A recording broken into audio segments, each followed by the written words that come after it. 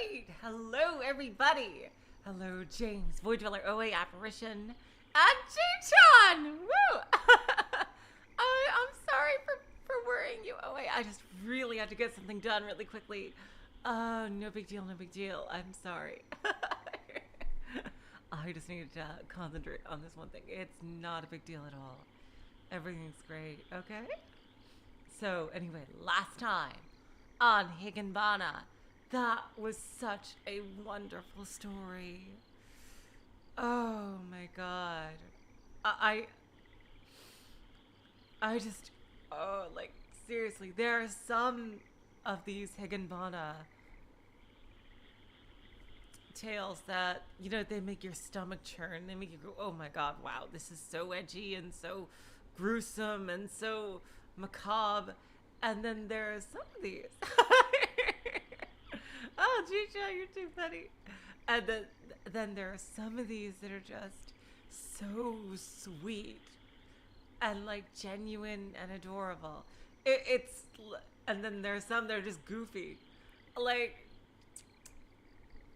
Higanbana is just the mood whiplash that basically Ryukishi is known for. Really. That is on full display in Higanbana. Really. Like, and only this time, like, instead of within the story and different chapters, it's separated into different short stories like this. I just thought that is just really, really fascinating. Like, we can have one like that after a different one like that. Overall, second night, except for that one super brutal one, has been you know, much more tame than first night, but I'm sure that might change, you know, with these last two stories.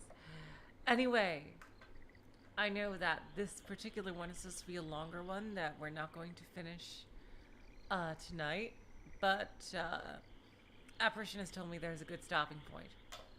So without further ado, let's get into it. A Thistle of Vengeance. Ooh. I wonder, are we going to finally follow up on the conspiracy theory that, like, was Higanbana said way back with Hameln, that somebody was trying to get rid of Marie, one of the council. I hope that's followed up on and that's just not, like, you know, said randomly and then thrown away. Alright, let's see.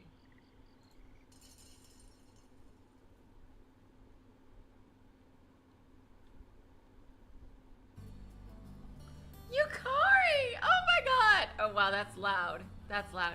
Is that too loud for you guys, or... Oh yeah, how's the volume? Can you hear me in the game well? How's the volume? Oh my god, we're going back with a returning character already. Well, that is an awesome sign already. Yukari Saku... Oh yeah, that's right. Yukari Sakaki had been adjusting quite well to her new class. She had already recovered from the shock. The shock of losing her entire class in a bus crash on a social studies field trip she was absent from. Yep, that's her. Ah!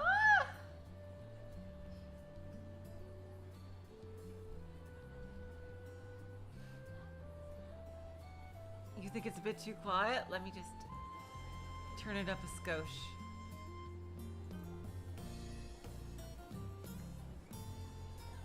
Is YouTube doing something away? Wait, what happened with YouTube?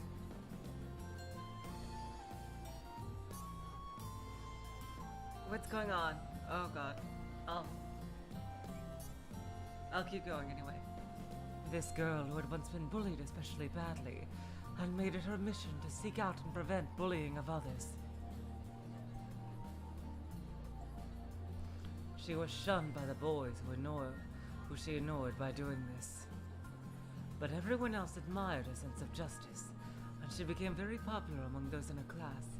Well, that's great. Usually that kind of thing would result in her getting beat up, but I'm glad that, you know, people like her. Probably because this school has such a huge issue with bullying, like, to a ridiculously exaggerated degree. Looking at her now, no one could imagine that she had once been a victim of bullying herself. Even though she's regained her happy school life, she can't help but detest bullying. Even when her warnings about bullying lead to quarrels with boys, she will not back down. Ah! Well, this is great. This seems like a pretty epic story if we're involving all these returning cast members. Seeing her as she was now, Marie had gained a new respect for the girl's strength.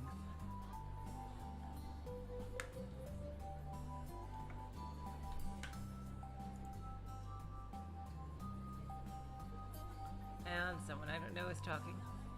Hey, over here! Here, pass! Wait, stop it! Give it back! Oh good, they were boys. Yay, I guessed it right! A group of boys were playing catch with someone's pencil case. The owner of the pencil case was telling them to give it back, while chasing it back and forth between them. Hey, you boys! Stop bullying! Yukari yells at them. She scolds them for taking their playing too far, and not knowing where to draw the line between teasing and bullying. If you don't stop that right now, I swear she's going to eventually hit you upside the head with a chair. I don't know why I know that, I just do. This is a scene that the students of this class have become well acquainted with. Yukari takes the pencil case from them and hands it back to the owner. Here you go, Yoshikawa-kun. Oh, a new character! Thank you. Masaki Yoshikawa timidly takes the case from her.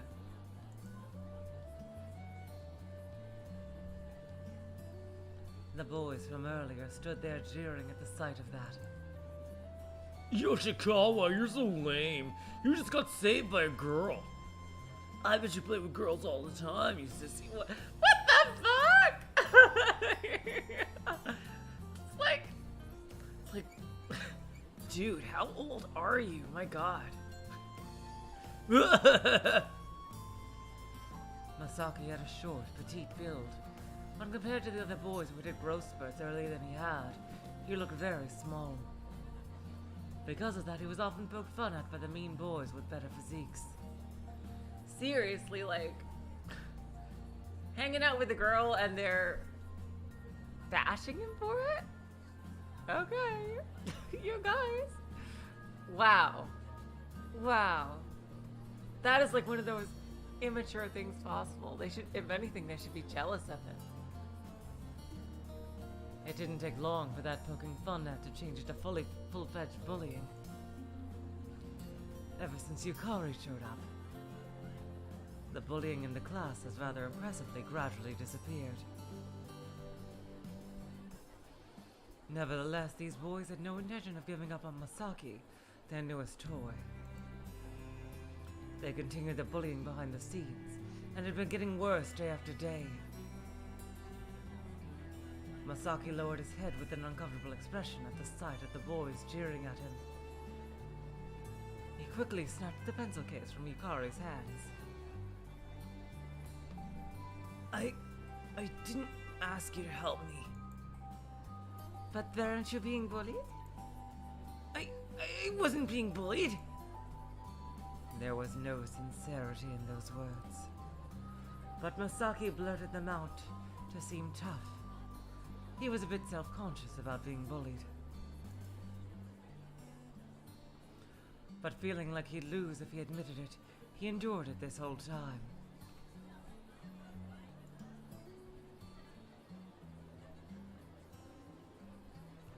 The bullies agreed with Masaki, claiming they would never bully him. Jesus fucking Christ. You're really not being bullied? I'm not. At all.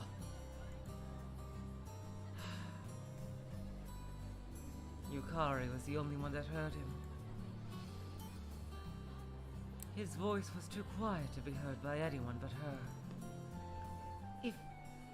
If you ever need me to lend you my help, let me know, okay? I don't need to be helped by a girl. Masaki shouted at her and returned to his seat. The bullies agreed with him and cackled. Masaki laughed along with them as if in agreement, but his laugh was a bit awkward. He had a personality that was easy to make fun of. So this wasn't bullying, it was just teasing. He forced himself to believe that.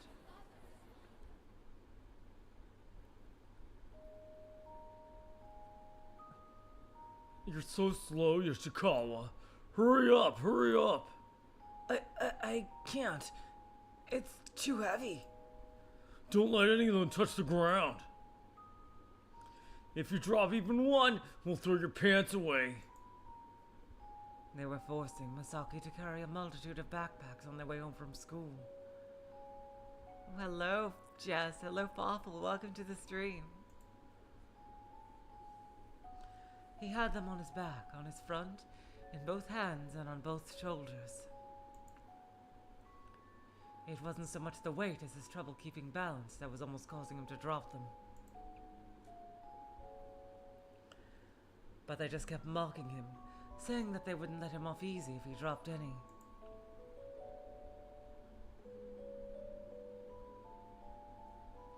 In their hands, they swung Masaki's pants back and forth. Why is he letting them walk with... Why is he doing their bidding while he's not wearing pants? Like, I would refuse to do anything until, like... God, the teachers here are the absolute worst.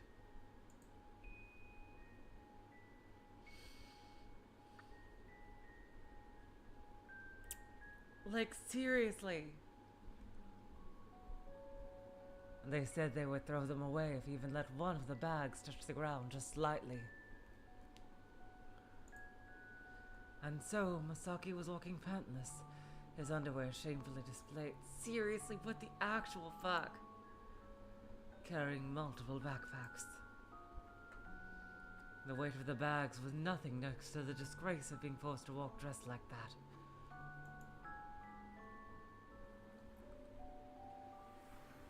Hey, hurry up. Make it to this telephone pole. Run, Yoshikawa. Sprint, sprint. I can't. Run, run, or we'll throw your pants in the gutter.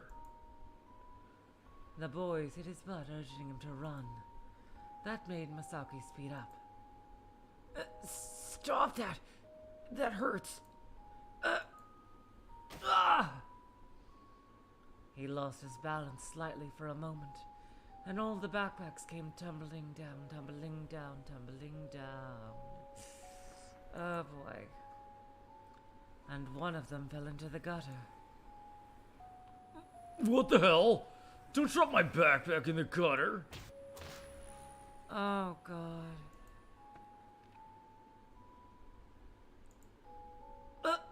That hurts. With an unbridled rage on his face, the owner of that backpack kicked at Masaki's butt over and over with all his strength, as if it were a soccer ball. Me too, Ji-chan.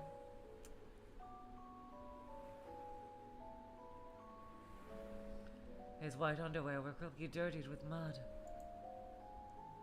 Stop it. That hurts. Ow. You did that on purpose. You dropped my bag in the gutter on purpose, damn it. It was on purpose. He definitely did it on purpose. It was on purpose, wasn't it? Don't fuck around with me. Ow. Stop. I really didn't mean to.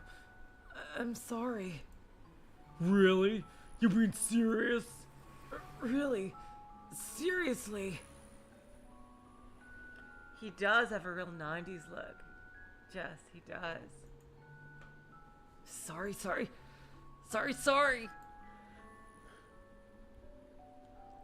Okay then. We'll forgive you. We're friends after all, right? You gotta trust your friends, right? Thanks. But since you dropped my bag, you've got to do a punishment game. Time to dunk your pants in the gutter. No, stop that. We promised that you've dropped him. We play a punishment game, right? Aren't we friends? Friends gotta uphold their promises. That's...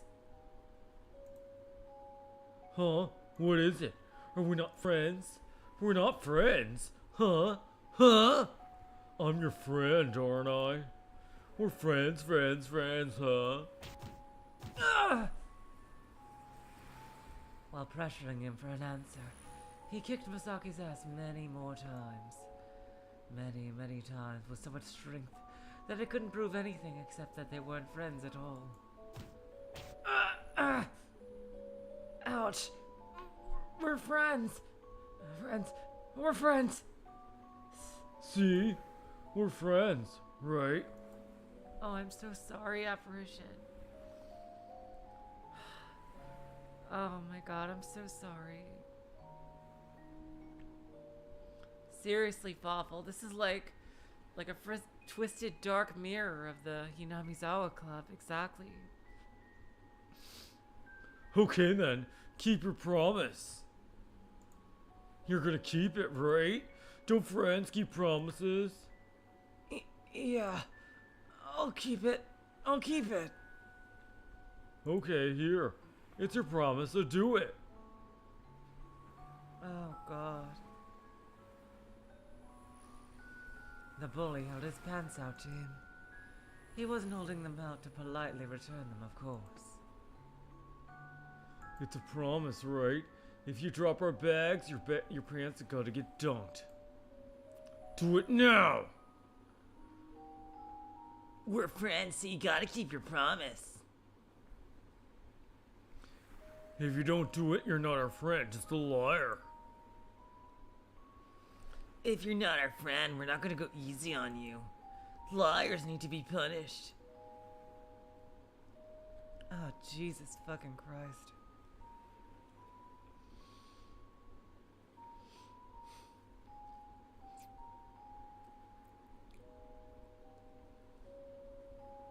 The bullies drew closer, threatening him. There's no way Masaki could refuse them. In the end, with the accompaniment of the bully's jeers, he had to dunk his own pants in the gutter.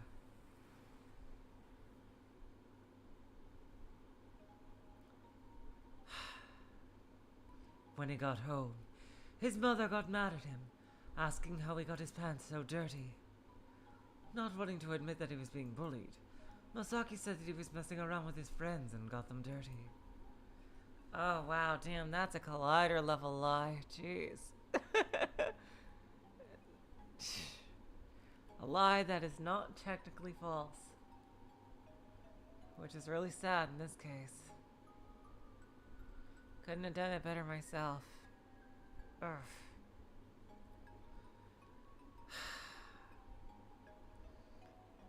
This wasn't the first time this had happened. He went up to his room, set down his backpack, and sat, miserable.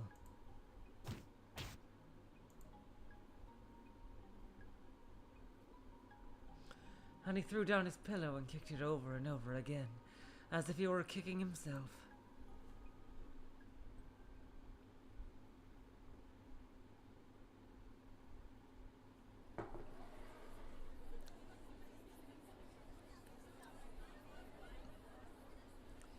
Hey, you guys aren't bullying Yoshikawa-kun again, are you? We're not bullying him, right, buddy? Yeah. If you're not bullying him, then why are so many of you crowding around him?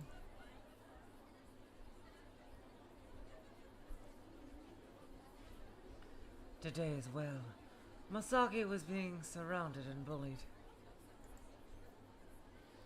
According to them, they were just hanging out and teasing him. Oh god.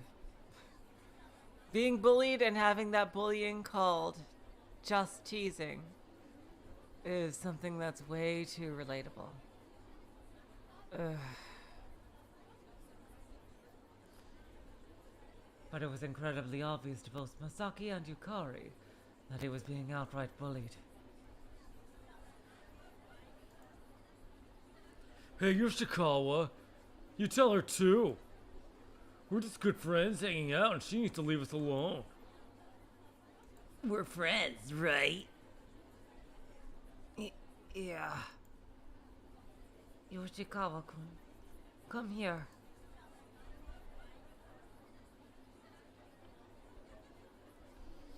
Yeah, it's like when people say something really shocking and horrible and then they say, oh, I'm just joking.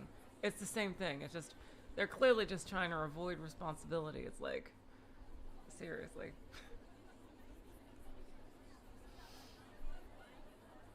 Yukari grabbed Masaki's arm and forcibly pulled him outside the classroom. The bullies jeered at him for that, with mocking exclamations of, "They're going out," and whistling. Like, seriously, she's really pretty. Like, why would that even be like... Seriously. She is really cool and badass. Like, why wouldn't you want her as a girlfriend?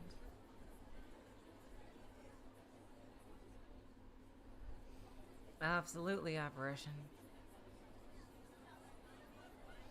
That's what happened with me, apparition. Absolutely. Once out in the hallway, Masaki angrily pulled his arm out of Yukari's hand. What do you want, Sakaki? Let go of me. Is everything really fine? Are those mean kids really your friends? Would friends really do such mean things to you? Of course not, right? Like, from the look of the girls, I don't think that they're that young. Exactly. Well, similar, Fawful. Like, I'd say they're late middle school at least. I'm so sorry, Ji-chan. I know Higanbana isn't exactly the most cheerful story. If you want, you should check out the Ever 17 streams. Like, I think that's a lot more upbeat.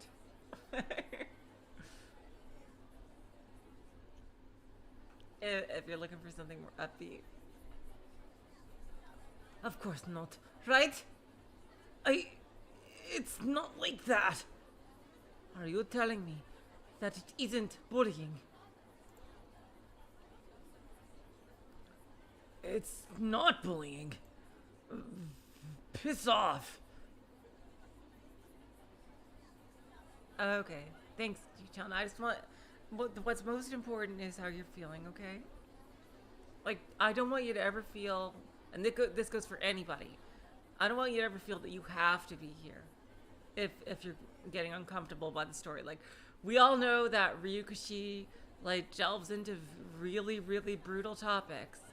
And the last thing I would ever want is for someone to think they have to be here for any reason. To listen to something that they're not comfortable with.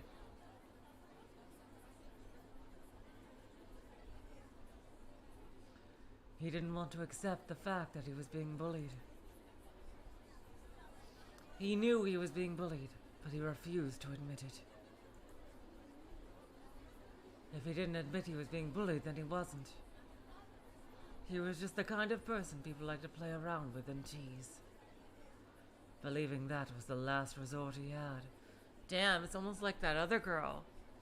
I wonder if the black tea gentleman is going to factor into this.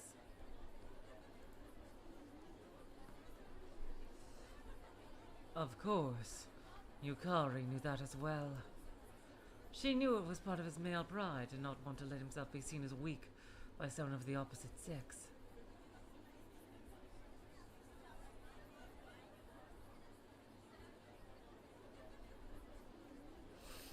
But because of that, his bullying has only gotten worse and worse. As things are now, the bullies really don't believe that what they're doing is bullying.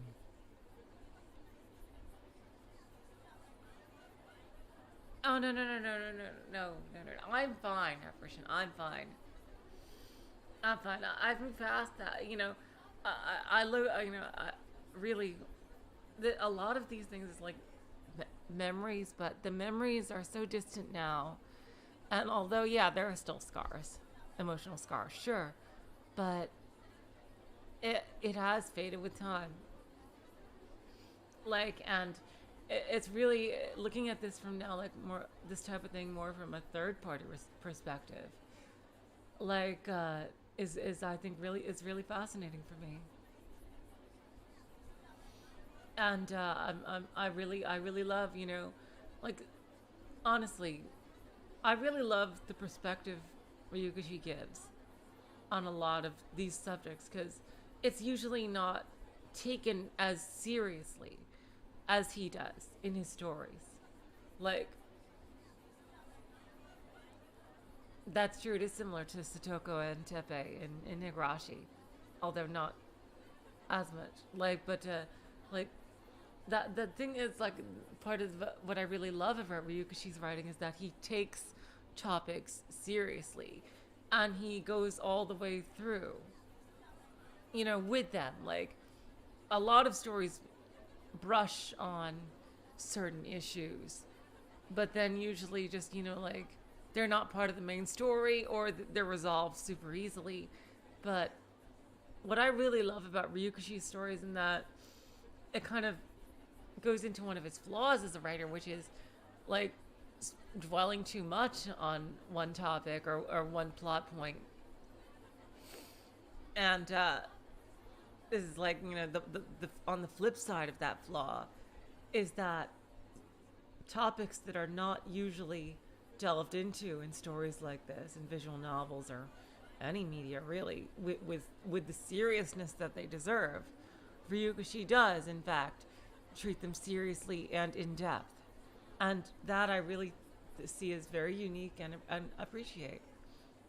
Anyway, enough of my rambling. Back to the story.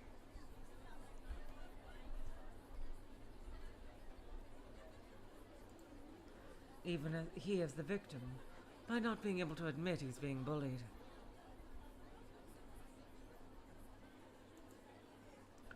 He's halfway convinced himself that this is really just playful banter with friends. There's no preferable way to be bullied. They're all equally horrid. But still, Yukari felt that being bullied like that without even realizing it is particularly awful. Yeah, this is reminding me a lot of the other girl. Like, really, I wouldn't be surprised if the black tea gentleman intervenes here. Are you really having fun like this, Yoshikawa-kun? Yeah, I'm having fun. Please, tell me the truth.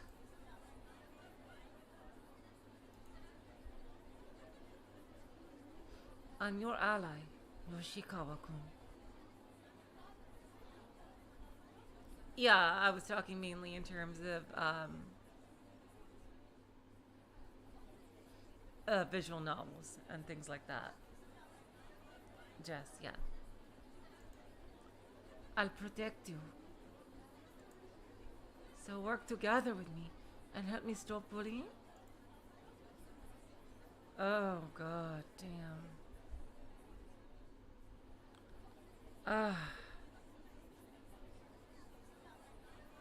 think I know what's gonna happen because we're still very early in the story. To Masaki, the act of admitting that he was being bullied was the source of much nervousness for him.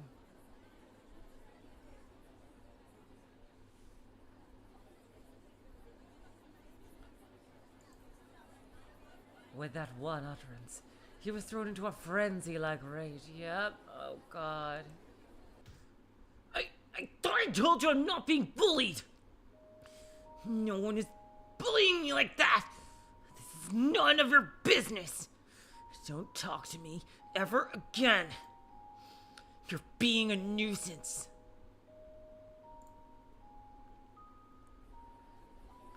Yeah, I was thinking about that, OA.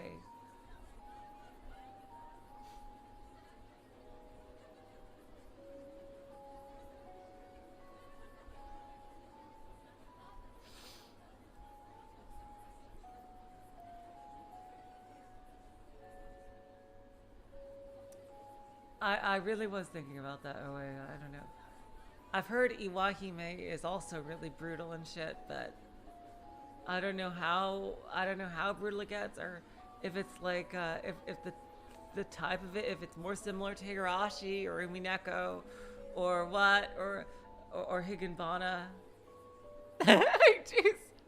And I think that who knows, depending on how it is, maybe I might even do Rose Gun days first. That's why the schedule is always tentative.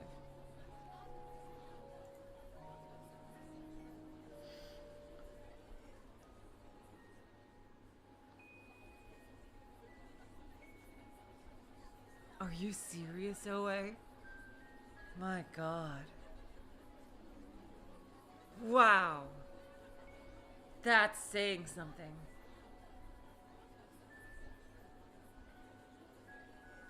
Yukari understood. She understood that he didn't really mean what he had said. But the helping hand she extended was unable to reach. Yukari couldn't lend a hand unless Masaki was willing to take it. Even if she tried to continue this discussion, he wasn't going to open up to her.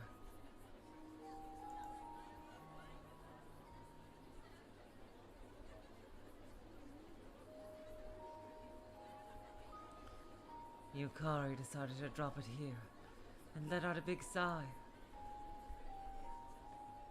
Okay. I'll try not to meddle in your affairs any further. Good. Can I go now? If I'm together with you for too long, people are gonna start weird rumors and stuff. I can become your ally at any moment. If you're ever really in trouble.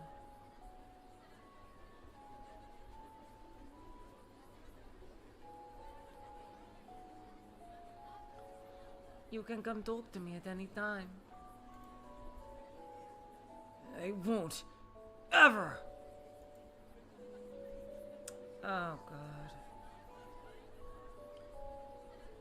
Rose Gun Days has Keiichi and Rena analogs. Well, that just makes me super interested because I loved Keiichi and Rena's romantic moments.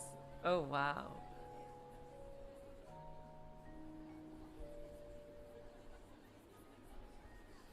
Yeah.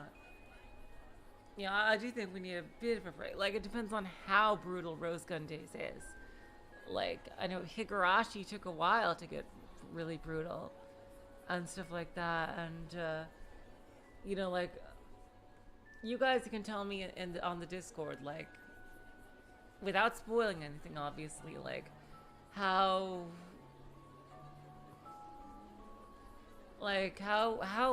brutal is Rose Gun Days? Anyway, let's get back to this. Masaki spat out those words and turned around on his heels. He felt a bit of kindness in her words. Oh, okay, Jess. Okay. That's what you meant. Sorry. But if he recognized it, it didn't mean admitting defeat. He hurried straight back to the classroom.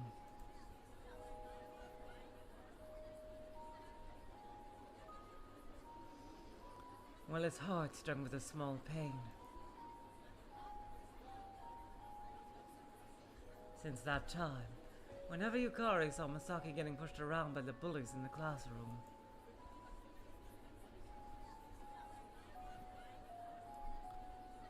she never really interfered. It's not that she had abandoned him. She simply tried to wait until he voluntarily decided he had enough of the bullying. Someone who is being bullied must have the resolve to stop that bullying themselves. That was Yukari's theory.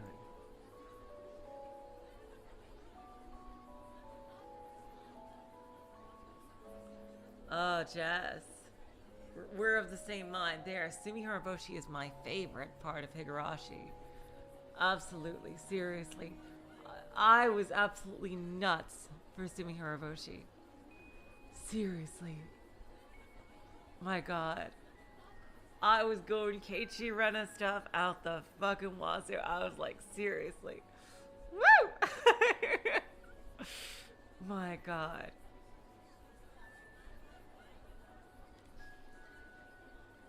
If they don't have that resolve, even if a third party steps in and stops the bullying, it will only be a temporary fix.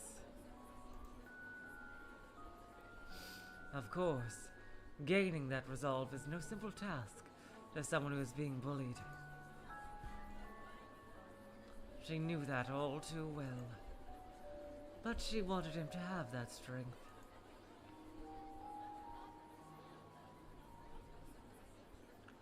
When he did ask for help from her, she strived to stand by his side and help out as if she had been there all along. Yeah, this is very similar to, like, the thing with Satoko and Teppei. And Yukari is playing the role of the police in that story. If the bullying ever got too serious, she would force her way into the situation, but she avoided going any further than that.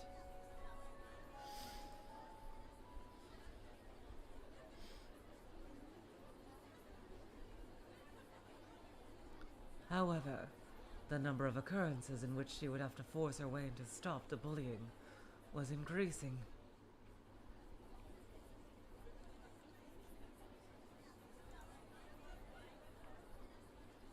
The teacher even issued a few warnings to them. But the bullies never let up, and the boy being bullied never admitted it.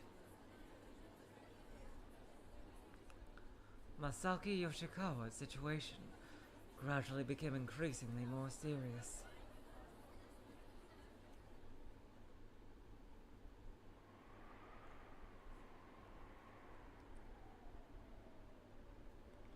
Oh, yeah, that's true, Jess. I remember, yeah, we had those discussions. That's true. After school at dusk. It's past the time when most of the students should have already left to go home. Oh, it's time for yokai. Some kids could still be seen playing in the schoolyard, but there shouldn't be any students still remaining inside the building.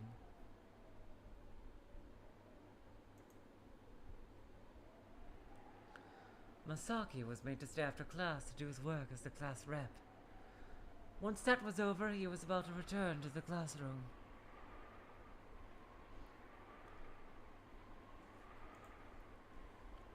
He didn't volunteer to be the class rep.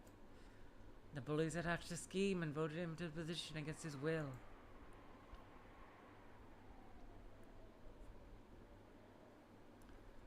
From the point of view of the students, the class rep was nothing more than an annoyance that made them do extra work and bother them.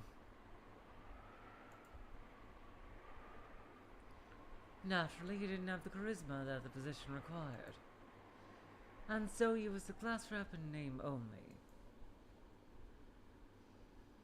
Now that it was dusk, the inside of the school had fallen completely silent.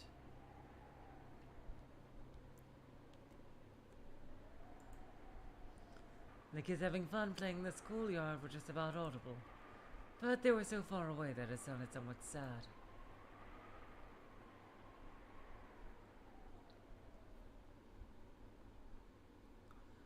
Masaki had gone out on the balcony and was watching them play. From this far away, dyed in the colors of twilight, their expressions hardly seemed lifelike.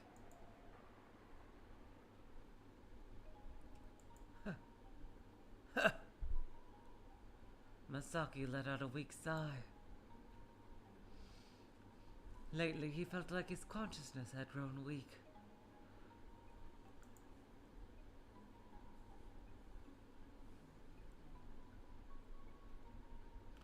His head felt like it was perpetually shrouded in a haze. He couldn't even remember what he had for breakfast yesterday, or even this morning for that matter.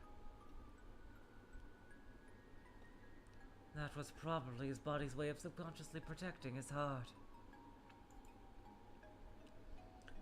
Every day the bullying gets worse, but paradoxically he refused to admit it. In order to prevent that suffering, the haze took over his head, and both his memories and pain faded away. That's not to say that he was at ease. Even when given anesthesia at the dentist's office, it doesn't reduce the pain to nothing. That said, if he didn't have that anesthesia, his heart would have been smashed to pieces long ago. When used in the dentist's office, the medical procedure is finished before the anesthesia wears off.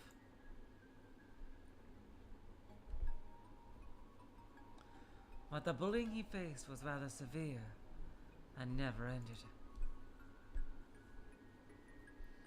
The anesthesia of his heart could no longer evade that pain. So he had no choice but to use an even stronger medicine to ease that pain.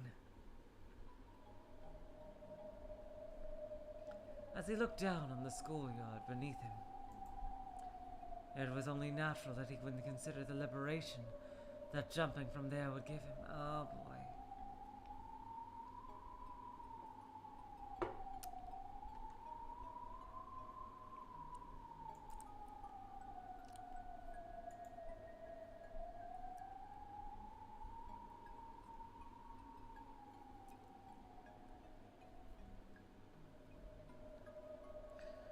Masaki looked down at the ground. He imagined jumping from the balcony and melting away into the sky. His soul melting into the sky as his body was softly enveloped by the earth. This story is like combining a lot of different aspects of all the previous ones. Really, like, this almost seems like the grand finale almost, because like just about everything, like so many themes from previous stories seem to be combined here, and characters. It was a strange thought. Before now, whenever he would look down from a high place, he would feel fear. But now, he felt a childlike impulse, like wanting to take a running dive into a soft hotel bed. If I jump from here, You'll be liberated. Within Masaki's heart, someone answered.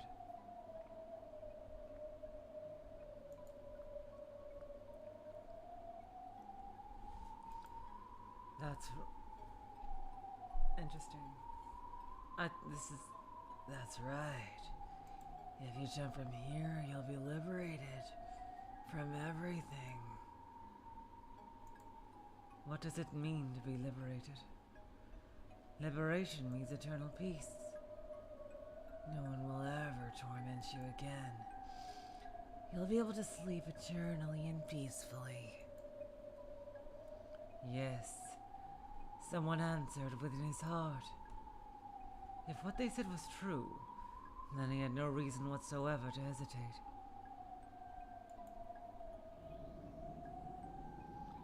Come, jump now, and grant yourself peace. Don't be afraid. I'm right here. I will catch you. Is this Higanbana?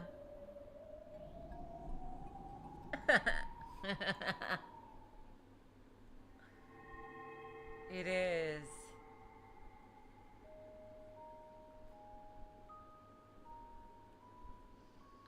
Masaki was probably having a daydream at that point. It was a mysterious wonder, as well as a beautiful fantasy. On the ground below, he saw a bewitching illusion of a carpet of red flowers spreading out before him. It was a garden of Higanbana, a fleeting carpet of blood-red Higanbana, gently blooming and spreading outwards.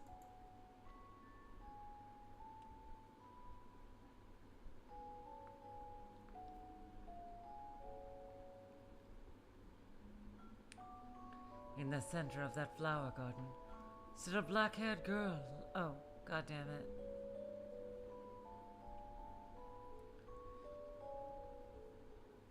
In the center of the flower garden stood up a black-haired girl looking up at me.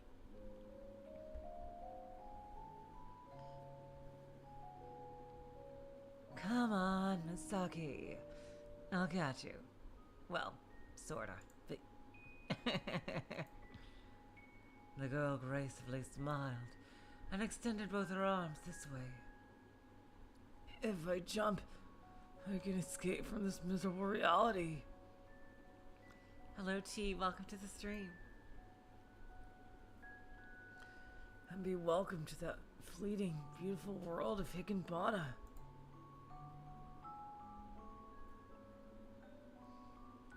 There'll be no more school, no more bullying. There'll be no more pain in the form of punishment games. There'll be no more being forced to do embarrassing things under the false pretense of being friends. And why do you hesitate? What hope is left for you in this world?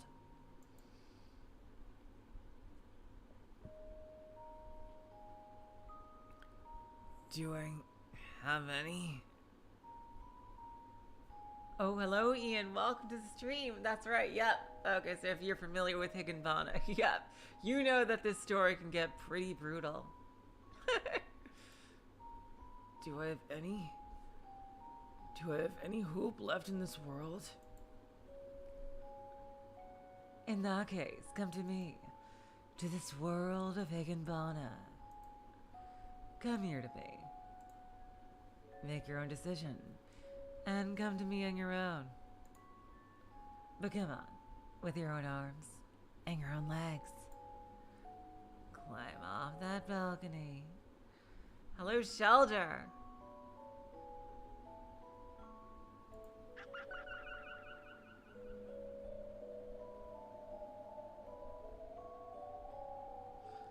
By now, that field of blooming Higanbana was the only thing reflected in Masaki's eyes. Uh-oh. Slowly, he crept onto the railing of the balcony and raised his leg. Wait!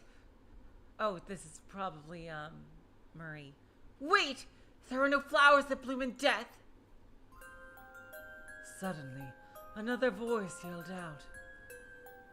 That harsh, scolding voice brought Masaki back to his senses. So I've been found out by Marie again. God damn it, Marie, always interrupting my feeding time. While you were out looking for sweets, I thought I would try helping myself to a kid I'd had my eyes on for a while now. I found some sweets. Today we're having Manaka, so please stop this hunt.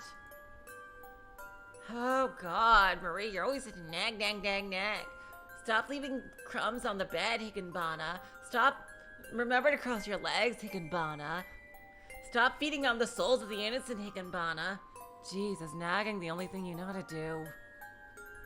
Higanbana! And there it is. Your catchphrase. At some point, a second girl had appeared in the field of Higanbana. This one wearing glasses. I don't want to. Besides, this isn't even hunting. I'm just inviting him. I'm just telling him about a world where his soul will be more at ease. From a certain point of view. Yoshikawa-kun, please reconsider. There are plenty of things you can do while still living. But when you're dead, there's not a single thing that you can do anymore. Oh, what can you do with it? Well, he's alive. Come on. There's nothing. That's why he's suffering. What can he do when he's dead? After death, there's only regret and suffering. Masaki didn't know what to think. Was this a dream? Two unfamiliar girls that appeared out of nowhere and were now quarreling. But he had no idea what they were saying.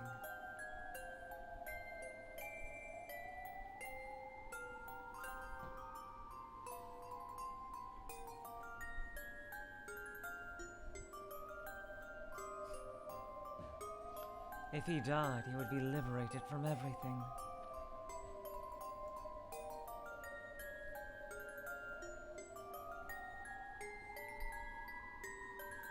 But after he's dead, he can't do anything anymore. Oh, what does he have to live for anymore? Nothing. And I gotta read James's comment. Higanbana, stop tempting to arrest you to suicide. Higanbana, stop forcing people onto ironic torture. Higanbana, stop leaving the Chiwi remote on high shelves or I can't reach Higanbana. Ah, jeez Louise, Marie. It's a good thing you're so cute. Thanks. That's not true, by the way. He must have hopes and dreams. Things that he still wants to accomplish in his life. Yoshikawa-kun, please remember that!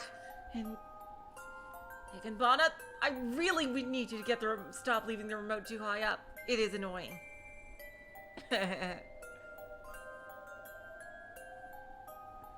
Masaki, do you really have anything you want to accomplish?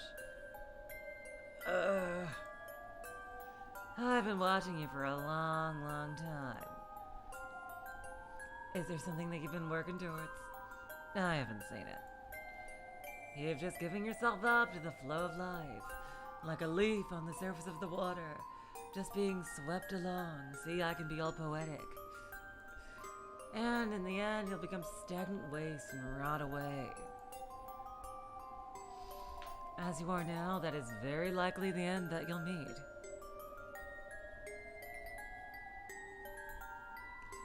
He had no response. Up until today, Masaki has had no motive, mission or goal.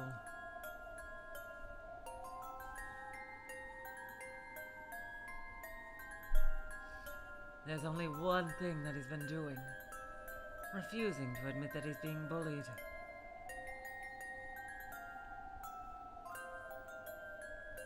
And that's it. All you've done is deny.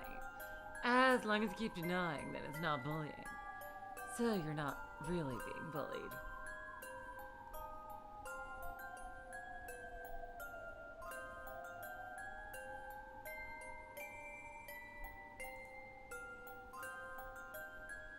That is all you've accomplished. Hello, Alex. Welcome to the stream. Can that really be called living?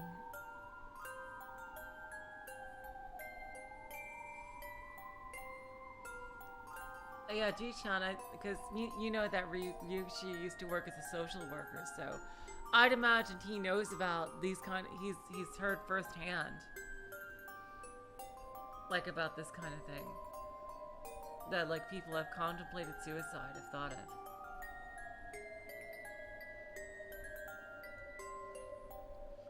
Her reasoning was so strong that it brought a pain to Masaki's chest.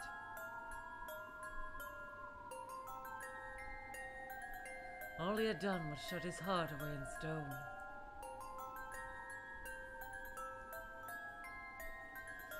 Humans are not stone. That is no way to live. Higanbana-san, you've said too much. But isn't it the truth? Come on. He may have been living his life like that up until now. But that doesn't mean he has to live it the rest of his life for that way. As long as people are alive, they can constantly try and accomplish new things. If you kill yourself on an impulse, you'll throw all that away. As long as you're still alive, there are things you can do. When you're dead, you can't do anything. Thinking of it that way is both sad and frustrating. If you have the nerve to jump to your own death, then you have the resolve to risk your life. Being driven to my own death?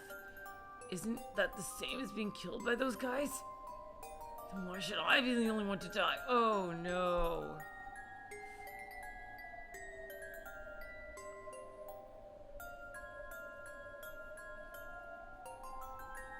Even though I meet the same end, doing so without fighting back at all, it's just too frustrating. Oh, what's this? Looks like he's losing his desire for death. Oh, thanks, Marie. And here I thought I was gonna eat a nice full meal of soul. But I guess I'll have to stick with that Monaco stuff you got. I hope it's good and filling. I could use something fattening. It sure is, Higanbana. This is your fault, Marie. Just one more push and I would have had him. Yoshikawa-kun. If you have the resolve to die, then before you do die, there are many things you can do.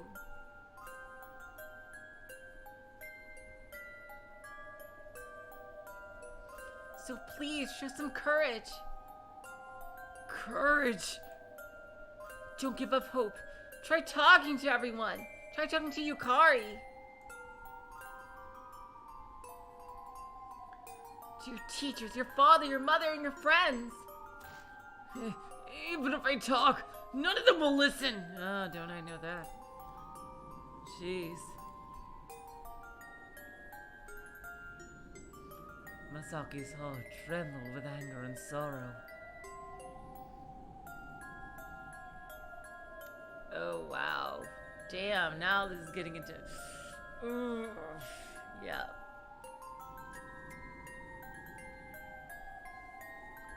He tried talking to his teachers, but they just treated him like he was to blame as well, and wouldn't protect him at all. As for his parents, all they cared about was work.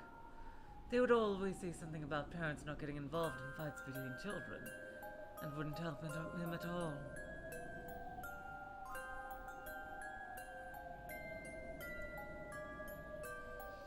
And he did not even have any friends that he could honestly talk to. Back in those days I did, yeah. But that was a whole nother lifetime ago. Literally. And then in the back of Masaki's mind, he remembered Yukari. Thank God. No! But he quickly shook the thought out of his head. Screw that! I'm not being bullied. I don't need a girl to help me. God damn it. That girl is always meddling in other people's business. It may be fun for you, but being saved by a girl would only cause me misery. Damn it! Damn it! Everyone keeps looking down on me. If I killed myself right now, what would that say?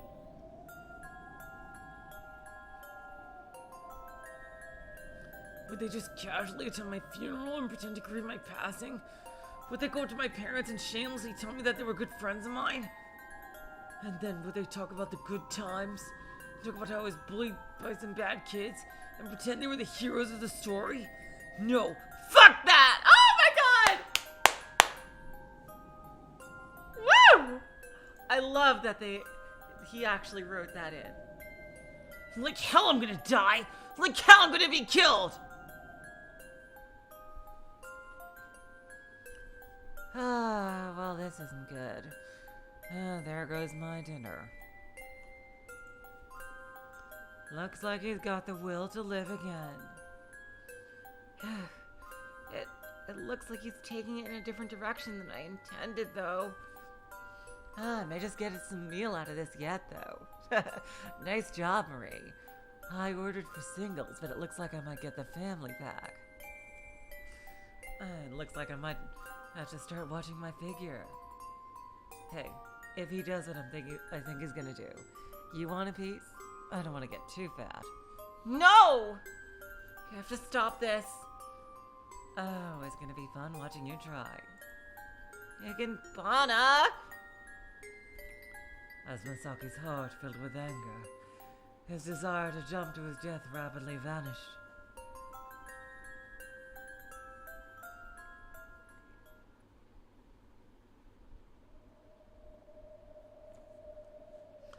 And thus the two girls in the field of Higanbana gradually disappeared, and the view of the schoolyard dark in twilight reappeared. Breathing heavily, Masaki hit the railing of the balcony. If I'm willing to die, then I'll kill instead. Uh-oh. But even if I do that, in the end I'll just end up getting arrested. And if I do get arrested, those guys would just say I was always a strange guy. He was always snapping like that and keep shamelessly giving excuses to take the blame off them. Shit. It's annoying. So annoying. There's no damn way I'm just gonna lie down and die. I'm definitely gonna live and get even with those bastards. But how?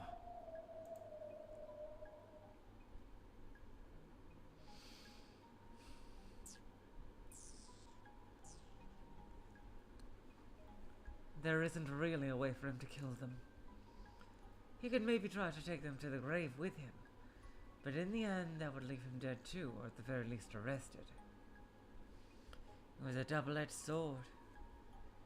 Engulfed within his anger, he continued to think many terrible thoughts, but in the end none of them would have worked.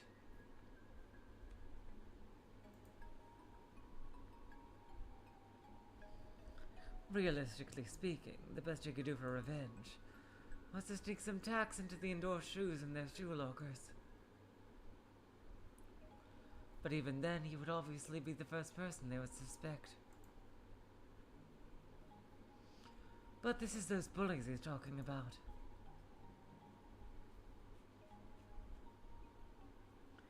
If they even so much as suspect he's behind something like that, they wouldn't hesitate to start treating him even worse.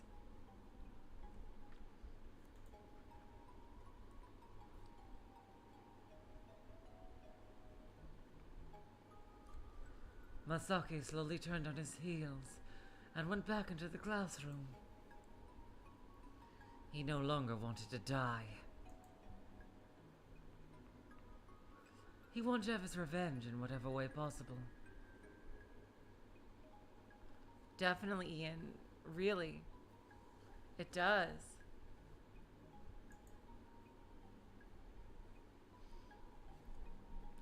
If he died, he would never be able to do that. He had the privilege to repay everything that had been done to him up until now.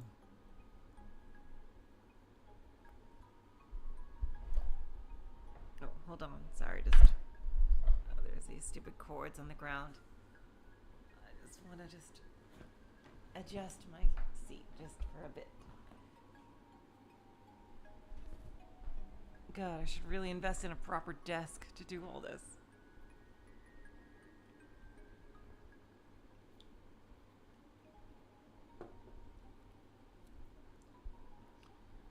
To willingly throw that privilege away, that's beyond stupid and beyond aggravating.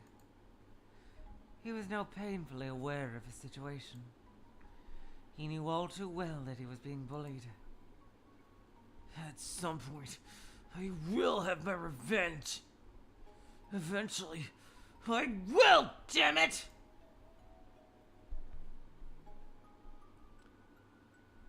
It was different to the way Yukari would have wanted. But because he finally accepted that he was being bullied, and wasn't trying to kill himself to escape from it, she would probably have to agree with him.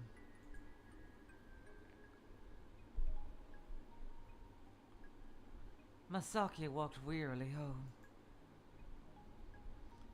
With nothing to take his rage out on, he cast his eyes down at the ground, while clutching his fists so hard that they trembled.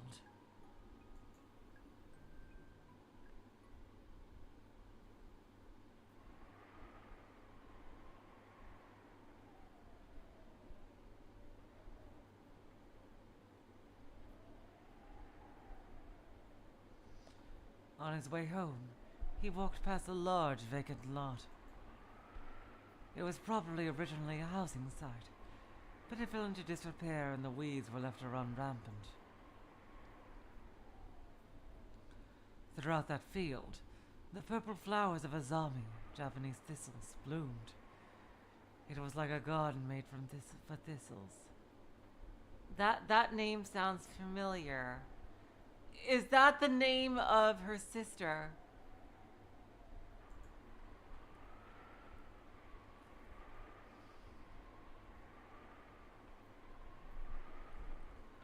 Masaki suddenly stopped in his tracks and stepped into the thicket of thistles. Yep, I think it is. Wasn't there some sort of story about thistles he heard somewhere? That's right. There's a story about thistles in one of the 8 school mysteries.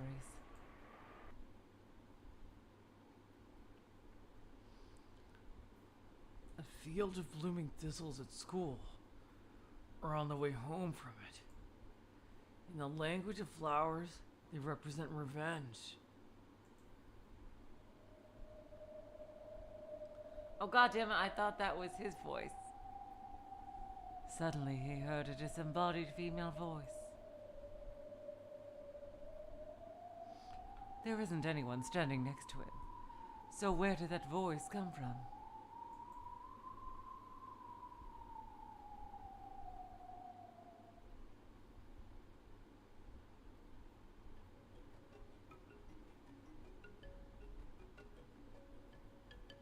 Here we go. Yep, she's here. The last one. At that moment, a strong breeze passed by and blew the thistles back and forth like a wave. And within the blink of an eye, there in that field of thistles stood a girl. No, a woman. She may have been middle schooler or high schooler. No, it's more likely that she was a college student. Her sculpted face and long, beautiful hair made her seem very intellectual and adult-like. A pitiful child who is always being bullied suddenly becomes a new person after teaching classes or coming back from summer break, and is born anew as a bully themselves. That is the revenge-granting power of a magical azami, a magical thistle.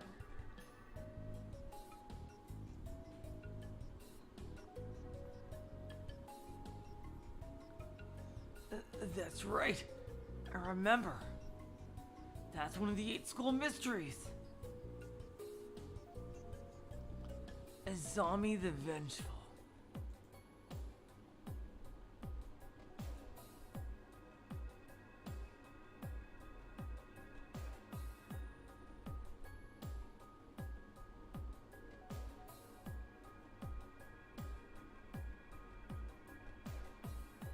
It was one of the 8 ghost stories of the school. Occasionally there would be a timid bullied student who would come back after a long vacation. And upon the start of the new term, would be born again as a different person.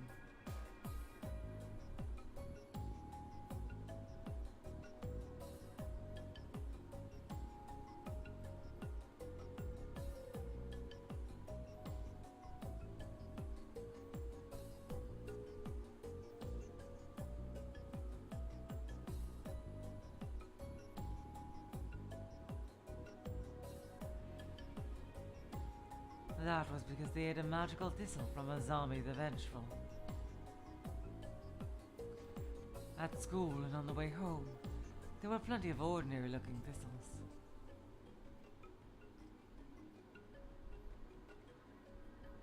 But every once in a while, there's apparently a magical thistle mixed within them.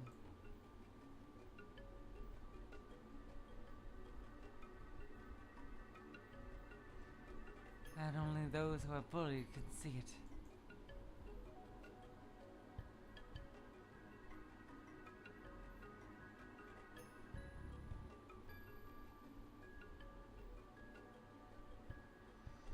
that bullied child eats that flower, the frustration they had felt up until then will be overtaken by anger.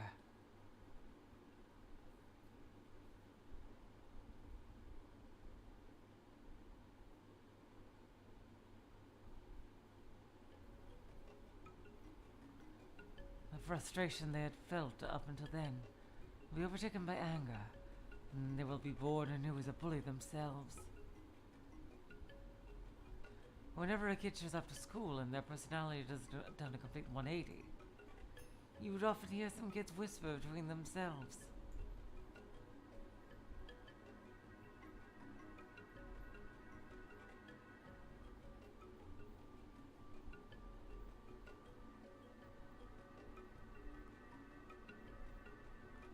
Did they eat a thistle? When they do, they're referring to this story of Azami the Vengeful.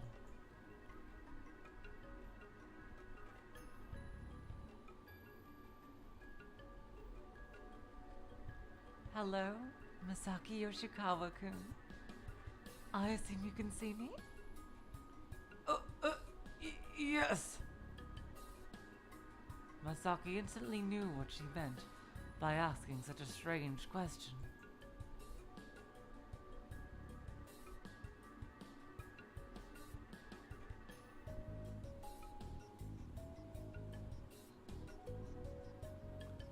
He knew that she was a being who could not normally be seen. Right now, he was speaking to something not of this world.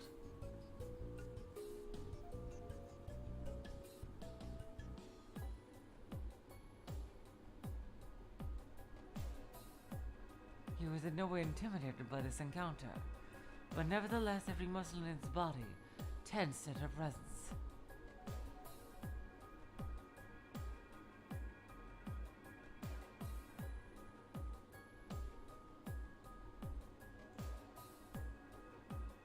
Oh wait, god damn it.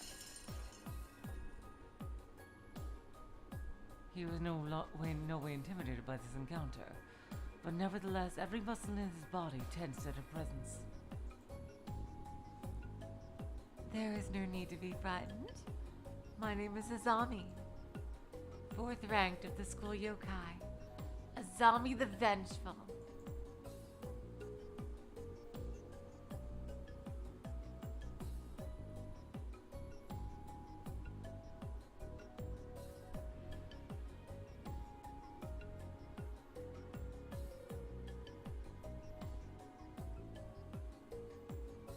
Azami the Vengeful.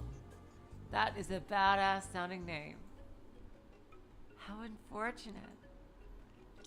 If you can see me, then that means you're a pitiful silly child.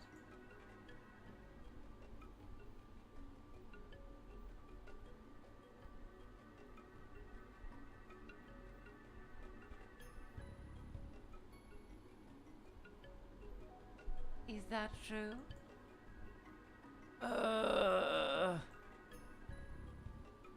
If someone had said that to him earlier, he probably would have become enraged and refused to accept the fact.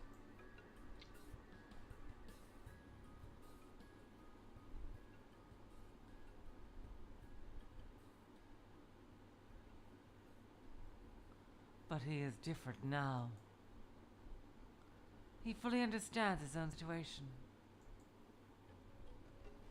That was surely the reason why he met her today.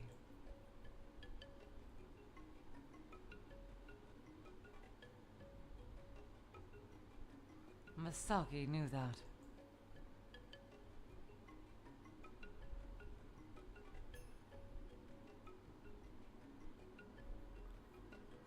Is the story of Azami the Vengeful really true?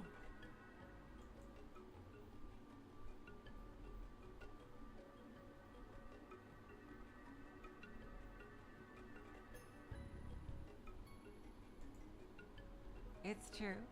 A magical thistle that grants the power of revenge. The only ones who can find them are the bullied children who truly want that power. And so does this thistle really exist?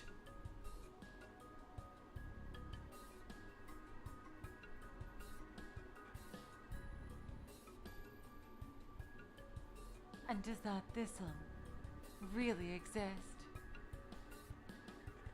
If you truly want them to, then the thistle will whisper to you.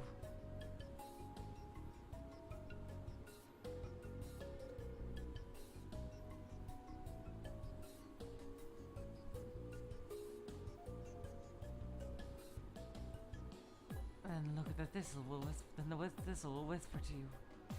Look here. At these purple flowers.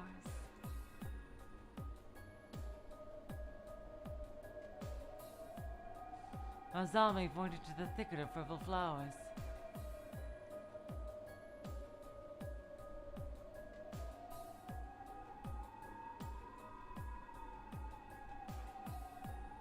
Somewhere in there a magical thistle was mixed in. Strain your eyes, clear out your ears, and try to find one. There were countless purple flowers. Each and every one looked like just like an ordinary thistle.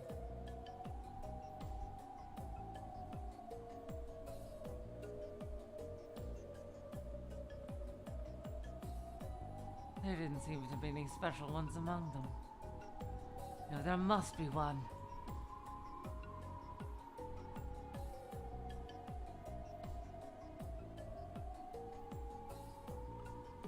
He's already seen and had a conversation with something not of this world.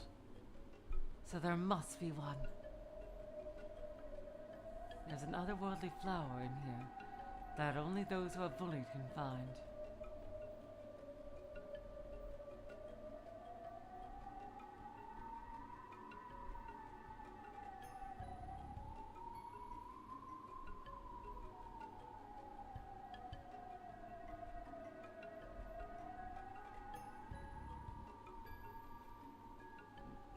I'm sorry, hold on a sec. I'm sorry, just trying to fix some things.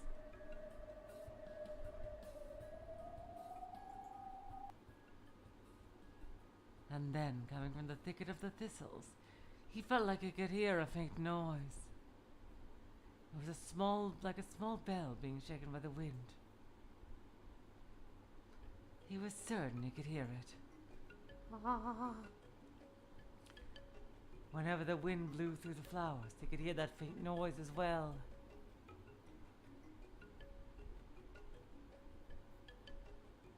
Masaki ventured further into the thicket, staring intently at the group of flowers where he heard about the song coming from.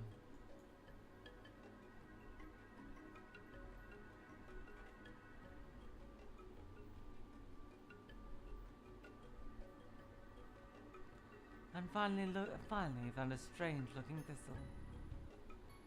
It looked like the flower was tinged with a faint light.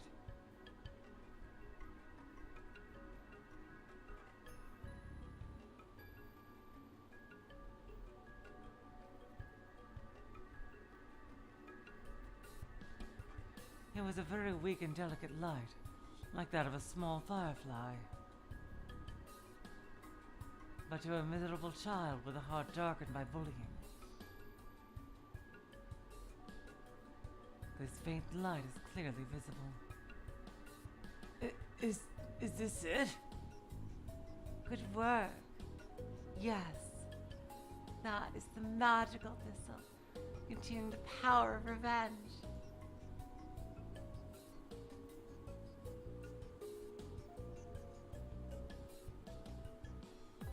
He picked the thistle from the ground. It made a quiet ringing sound. Even when plucked from its roots, the faint light coming from the flower did not disappear.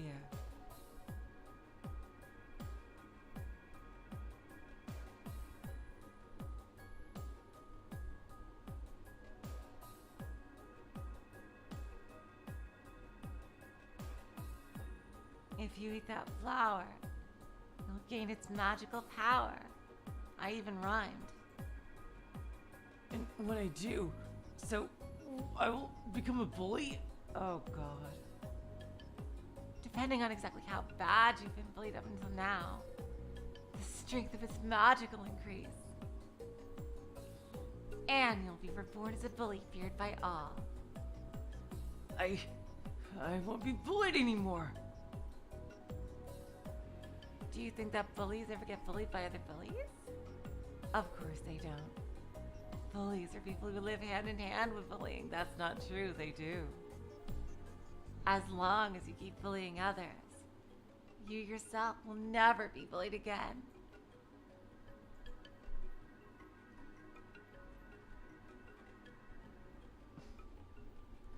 If I eat this flower, I'll have my payback. Revenge for every horrible thing they've done to me up until now.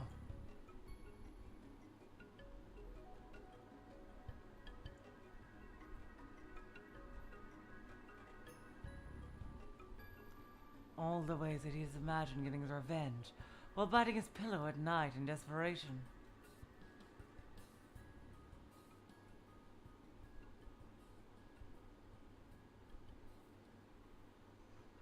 If he could be born again as a bully, he could turn the tables on those bullies and give them a taste of their own medicine.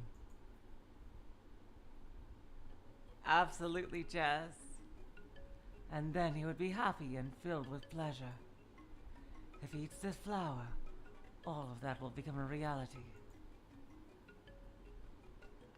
I like to think, meanwhile, Higanbana and Marie were having, like, dessert or dinner, and, like, Marie is like, maybe I should have followed him. And Higanbana's like, oh, no, you're good, whatever. Oh, Marie, this food is so delicious. Without hesitation, Masaki bit the flower off its stalk and chewed. A bitter taste spread throughout his mouth.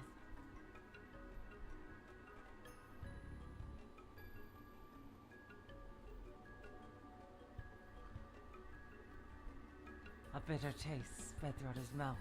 An urge to throw up overcame him, but he didn't spit it out. He kept chewing. He wanted to make sure that he absorbed every last bit of magic power it had. In this world, there must always be retribution. Punishment for those who are evil. Oh God, Masaki, and if you're deemed as evil, she's coming for you. And reward to those who are good. But the times have changed. Now there are villains known as bullies attending school.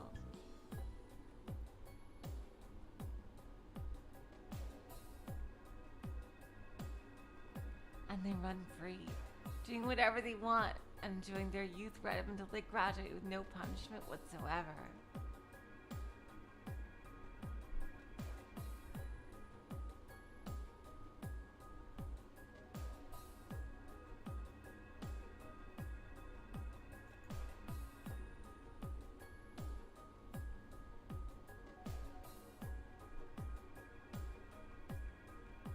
Meanwhile, good-natured kids are thrown into society still holding the trauma caused by those bullies. That goes against the laws of karma. With a gulp, Masaki swallowed down the chewed thistle. His mouth was filled with an awful bitter taste.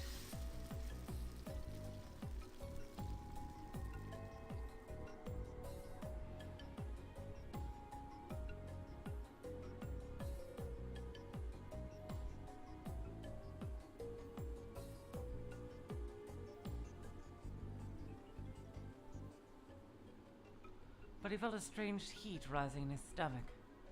He was sure the feeling was that of some sort of power slowly spreading throughout his entire body. I can see the sister working in tandem, hand in hand, with Sumire. Given that Sumire also likes to create bullies. And what is she doing? She's helping it create a bully as well. Those who bully should know what it's like to be bullied. And those who are bullied have the full right to know what it's like to be the bully. Uh-oh. Like night exists because there is day. Like winter exists because there is summer. It is not that odd for you to be born again. With this, I will become a bully. Oh no. It still didn't feel real to him.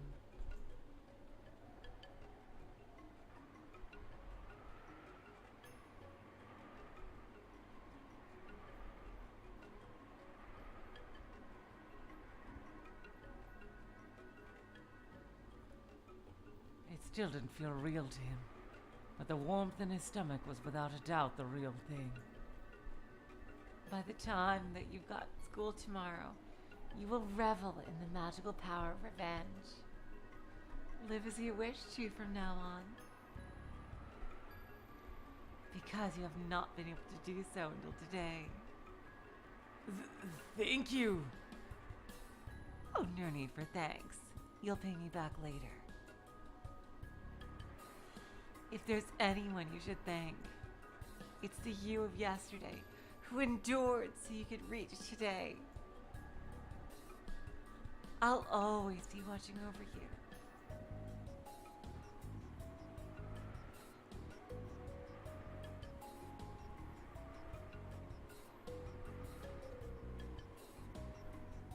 Thank you, Azami-san. Thank you very much. Azami smiled and slowly began to fade away. The wind blew one more time, and with that her body completely disappeared, and he was left standing alone in the thicket of thistles. He wanted to believe that what just happened was all a daydream.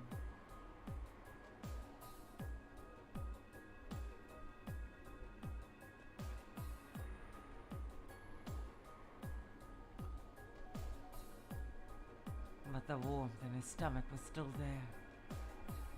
Masaki looked down at his hands.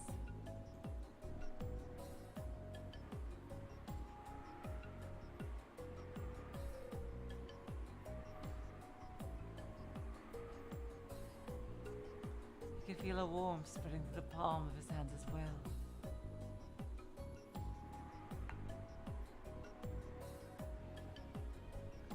Could he really become a bully? We'll find out at school tomorrow.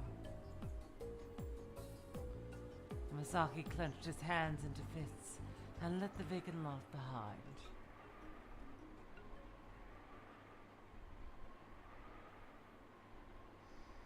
Azami was watching Masaki walk off to the distance. Just then, another yokai appeared next to her. Yep. As expected of my big sister, you're as skillful as ever! Sumire, humans won't act even when threatened. The best way to get them to do something is through acceptance, positive affirmation, and enticement. Your ability to entice is unsurpassed! I too fell for something like that and had many of my snacks taken from right under my nose.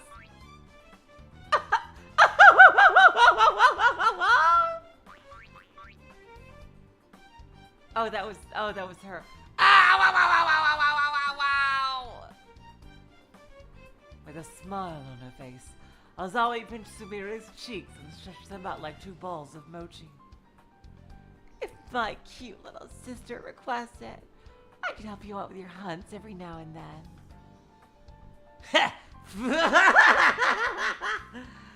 I still bear a grudge for what she did to me last time! It's time for the revenge of Sumire, baby! That damnable Higanbana! I still haven't forgiven her for stealing away all my cute little flowers I raised to be bullies! But Higanbana's fierceness is nothing to bat an eye at! Getting my revenge on her may be difficult! And thus you changed your goals. You are so admirable, Sumire. She's doing exactly what she said. It's not too good to set your sights too high. It's not Higanbana I can't forgive! It's that Yukari Sakaki! How dare she spout those pretentious words to me about how bullying is wrong! A mere human made a mockery of me! Bullying is divine intervention. Trying to prevent it is just as foolish as trying to stop the sun from setting. Come, Yukari! Show us how you intend to stand up to the bullying caused by the sisters Azami and Sumire!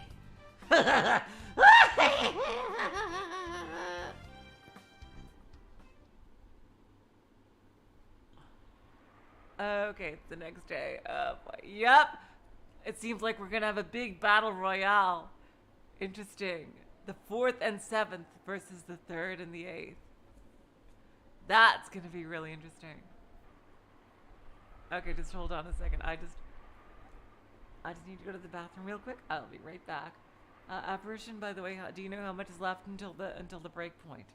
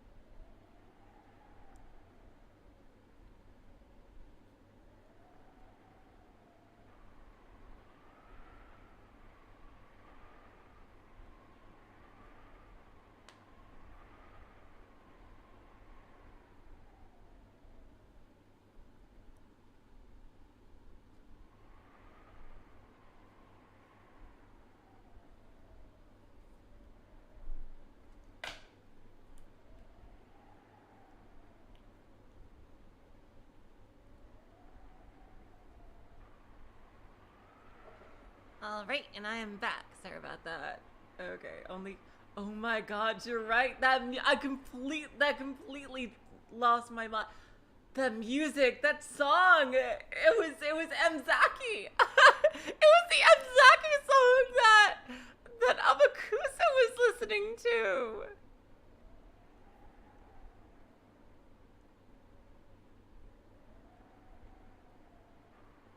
Oh my God, it was like the exact song. Oh my God. I completely missed that. Oh my God, that's a crazy Umineko reference. Wow. And only about 20 minutes? That's great, Void Dweller, considering how much time's left, how much time we've had in the stream. Oh my God. Okay, perfect. That's perfect. This should be a little over 2 hours then, judging by how long things usually take me to do. And then we do the other half of the story next time. Awesome. The next day.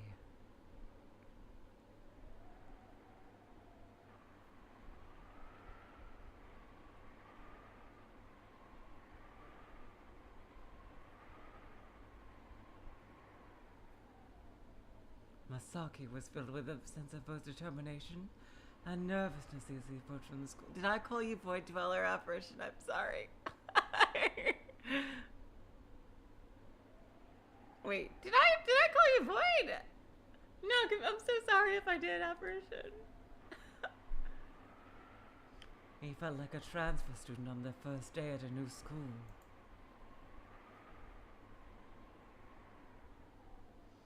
He was no longer going to be bullied. Oh my God, I'm so sorry, Apparition. I don't know why I said that. But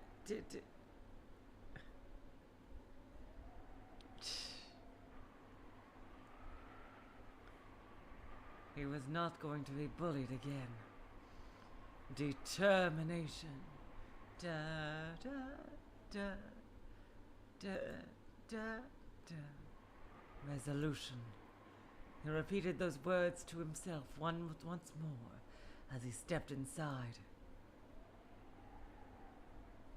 Before putting on his indoor shoes, he checked inside them. Just as he thought, there were tacks put inside again. If he was the same person he was yesterday, upon seeing that, he would see this as just another horrible start to a bad day and hang his head in depression. But today was a little different. Every single day, he kept getting these pranks pulled on him. He didn't feel depressed about it. He felt an all too natural sense of rage.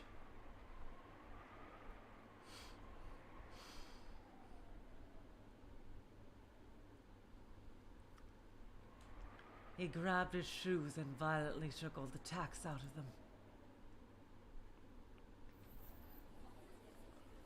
When he got to the classroom, he saw the usual group of bullies crowded around his desk doing something to it. This sort of thing had happened before as well. Back then, for some reason, he would just start to feel really awkward and aimlessly wander the halls while waiting for them to finish their prank. But today was different. They looked small today, like tiny little kindergartners. And those little brats were playing a prank on him. They were screwing with him, and he was going to teach them a lesson. Those were the feelings his head was filled with. Masaki stamped the heels of his shoes hard into the ground as he walked up to the group. Hey! What are you doing? What are you doing to my desk? Oh! The group of kids turned around with a fright at Masaki's low, angry voice. Surprise spread across their faces. They looked like elementary schoolers caught playing light-hearted mischief by a delinquent high schooler. Each of them held a pencil and was scribbling vulgarities on Masaki's desk. Words of anger boiled from the depths of Masaki's mind and slowly crept out of his mouth.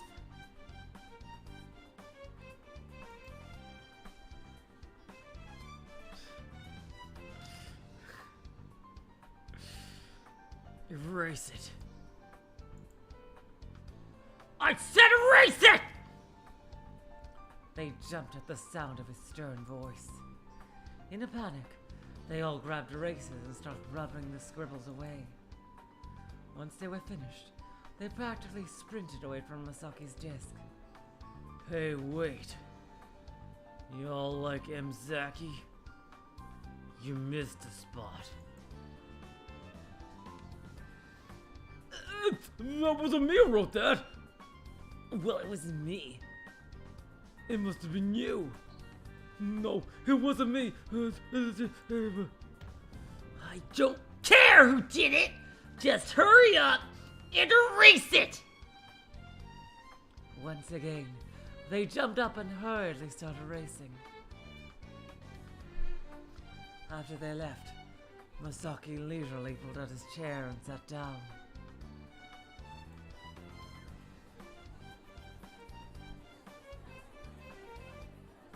Before today, whenever he sat in a chair, he would bring his knees together as if cowering. But today was different. Today he felt like his body was much bigger, and he naturally frickin' man-spread his legs out while he sat. Masaki could feel it. He could feel how different he was compared to yesterday.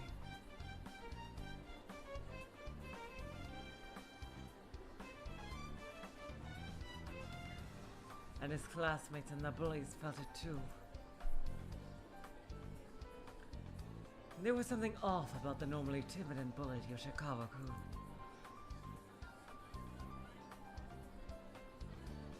His classmates would whisper things like that back and forth between each other. But then Masaki would make eye contact with them, and they'd turn around and shrink down. A strange feeling was gradually building up within Masaki's mind.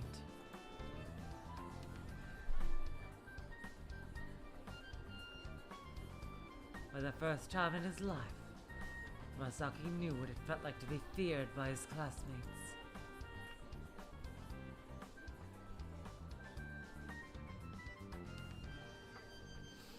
A sort of uplifting feeling spread throughout his whole body.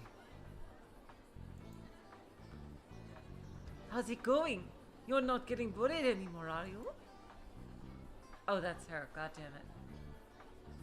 How's it going? You're not getting bullied anymore, are you?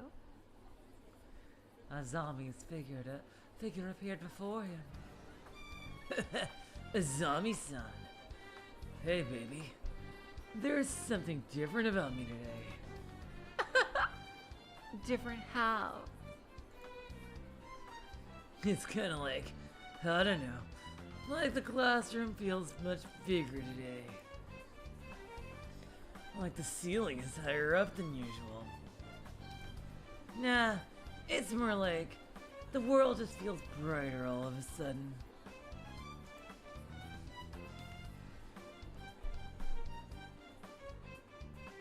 Even though the classroom itself hadn't actually changed at all. The more he thinks about it, the more he feels like it has changed. To put it simply, he feels like his outlook has significantly expanded.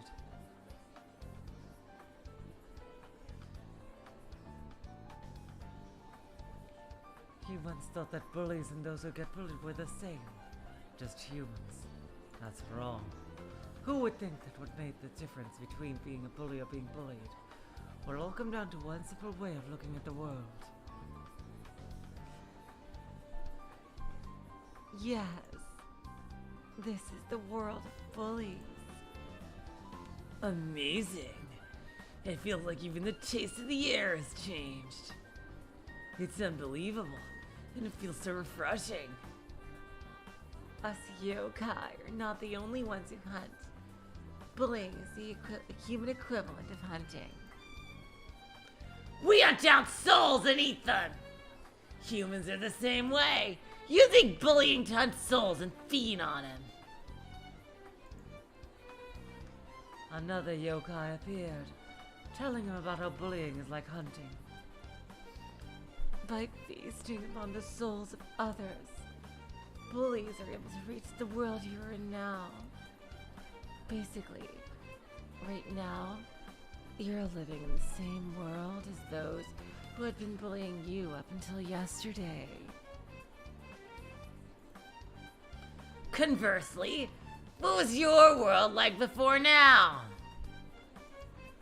Was it a dark, small, and stifling world? Yes, it was. That's because your soul was being devoured by them. As your world was being eaten, it became small and dark. And their world was bright and refreshing.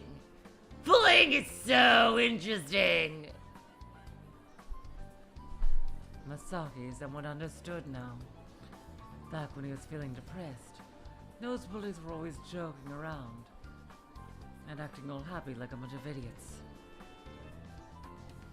If this is how they were seeing the world, then they could understand why they were like that. From now on, you'll take back the world that was stolen from you. And then, you will make them pay for what they did at the expense of your cheerful world. Right, sweetheart? That will be their punishment. Here is where their karma will come into play.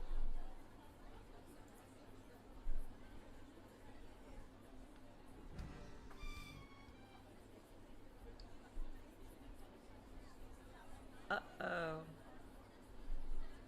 Good morning. Huh? As she walked into the doorway, Yukari felt a bit like the mood in the classroom was a bit different than usual. She was wondering if there might have been a fight, but when she looked over at Masaki, she didn't see any evidence of a fight on him. But something about him was different compared to yesterday. But at the very least, he didn't seem to have the same pitiful, bullied feel to him. Yoshikawa-kun, good morning. Morning. What? Is there something on my face or something? No, it's nothing. There's no doubt about it. He was somehow different to how he was yesterday. To put it nicely, he seemed stronger.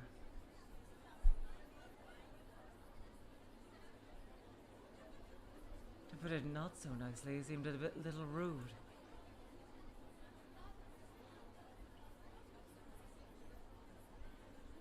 But if he hung his head in shame as usual, it would bring the bullies over to him. So it's probably better this way, even if his expression does seem a little mean. Maybe he just finally gathered up some strength in his heart, and that just made him look a little bit meaner overall. That's what Yukari thought as she walked past the front of Masaki's desk. Yukari! That girl who preached to me about how she would never forgive bullying. I wonder how you'll look going to fight this bullying. I'm looking forward to it.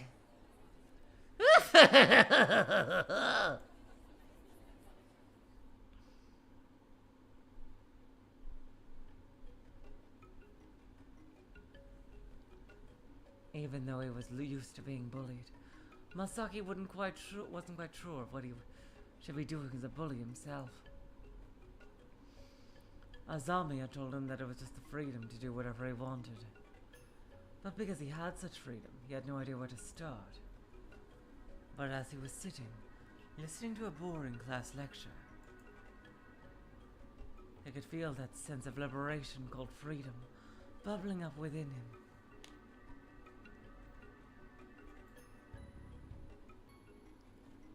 Oh yeah. Didn't they used to throw bits of eraser at me during class?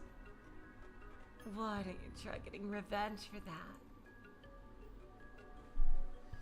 Since he had made some mistakes in his notebook earlier, he happened to have some eraser shavings on his desk.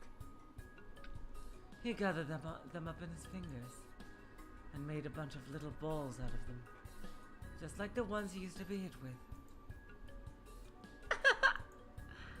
Go ahead and try. They're used to throwing eraser bits at people. And you're used to getting hit by them. So now you should return the favor. This is Retribution for their actions. That's what this is. Exactly! Now come on, go for it! See what it's like. Masaki picked up one of those eraser balls and took a aim at the head of one of the bullies sitting in front of him. He got a little nervous.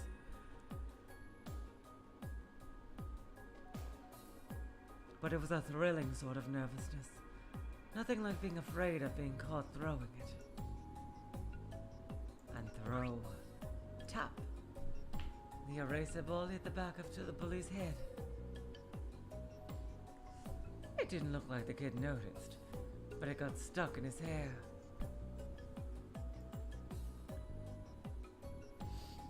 Masaki found this funny and unintentionally let out a little chuckle. He didn't notice, so let's try one more time. Throw. tap, tap the golden. Tap, tap the red nose.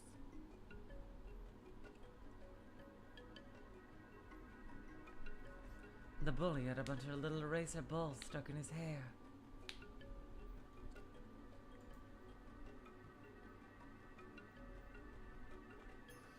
They looked so stupid that Masaki could barely stop himself from bursting out laughing. Usually, the only thing he could do during class time was absentmindedly stare down at his desk.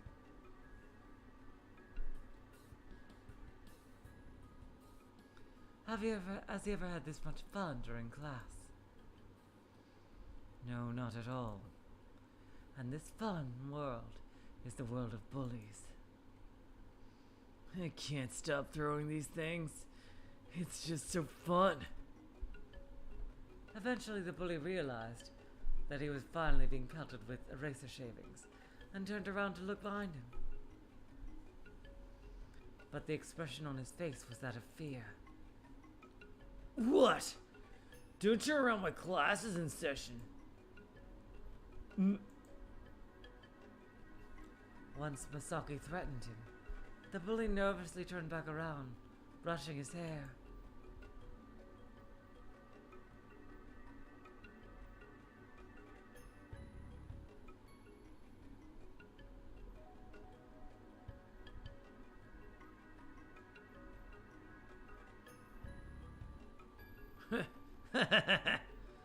This really is funny. Masaki picked up his eraser again and needlessly rubbed it on his paper to make more shavings. Then he made those into new eraser balls and started flicking them again.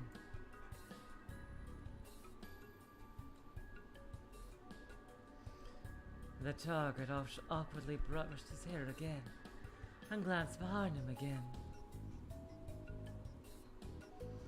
only to meet eyes with Masaki and nervously turned back towards the front of the class once again. It looked like he wanted to say something.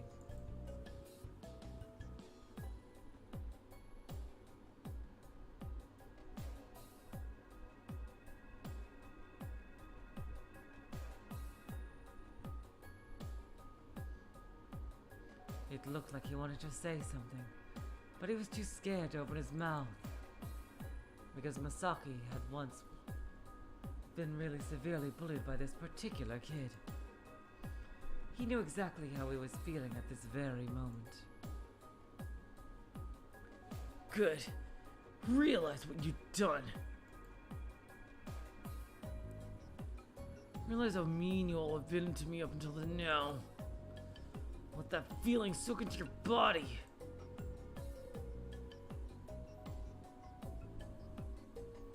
He's not half bad. He's got some real potential as a bully.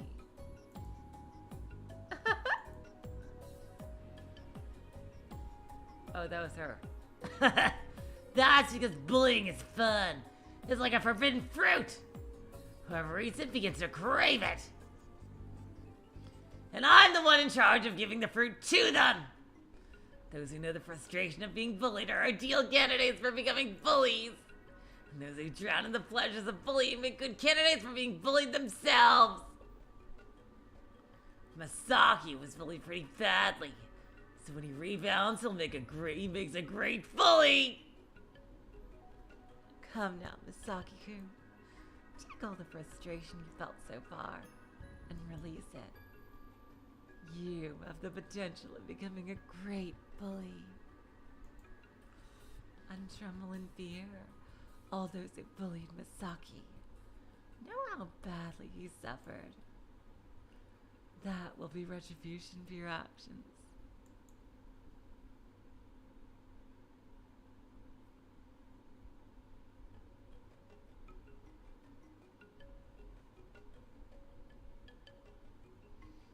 By the end of that day,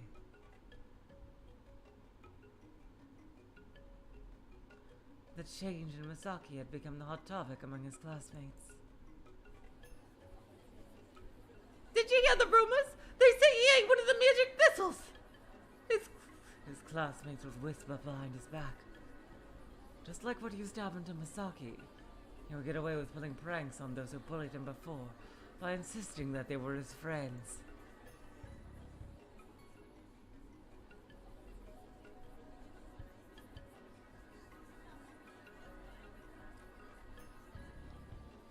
Simply by doing what they used to do to him, he was able to unleash a good deal of bullying on them.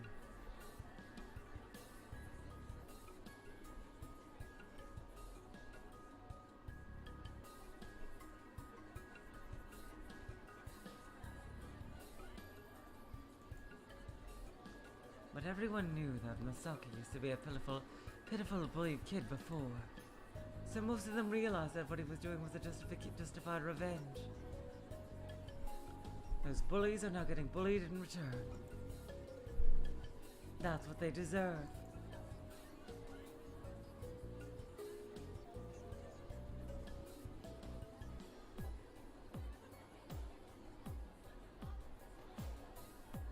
That's what they deserve. They should be taught the dangers of bullying. That's what everyone thought, and pretended not to see Misaki enacting his revenge.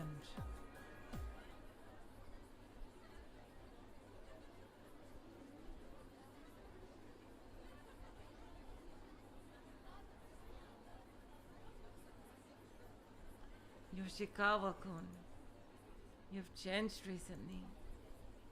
Have I? Maybe you're right.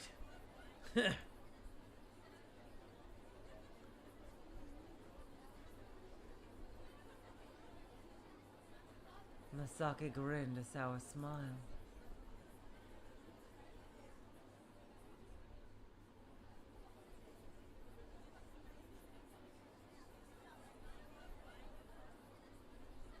Did something happen?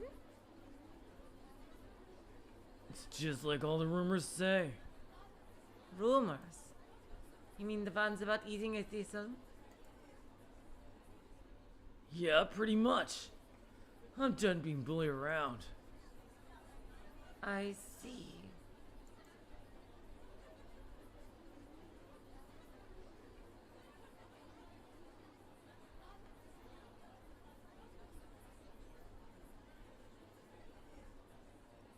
She saw confidence in Masaki's face. It was the time when he used to always hang his head and cast his eyes downward. Compared to that, he now seemed overflowing with vitality.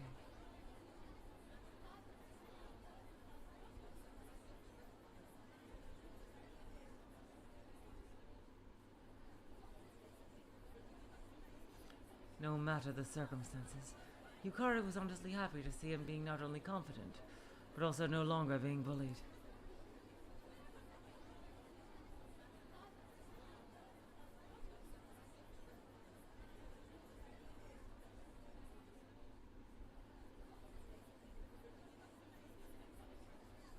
It's true that they were being really mean, bullying you so often. Even I think they kind of deserve this. Serve them right. But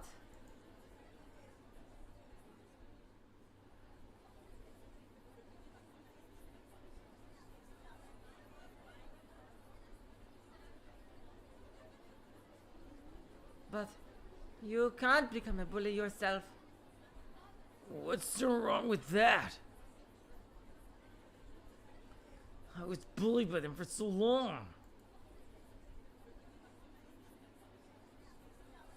So what's wrong with a little payback? I understand how you feel, Masaki-kun.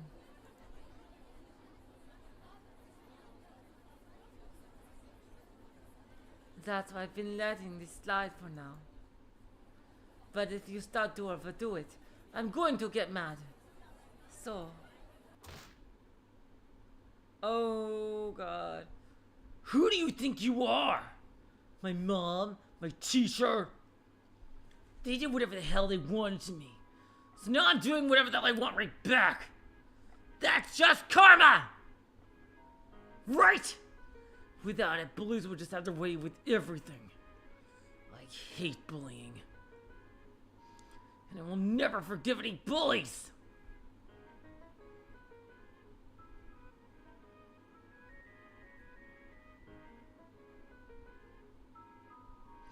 I'll never forgive them for what they did to me! When you do something bad, you gotta face the punishment! That's what I'm doing to them.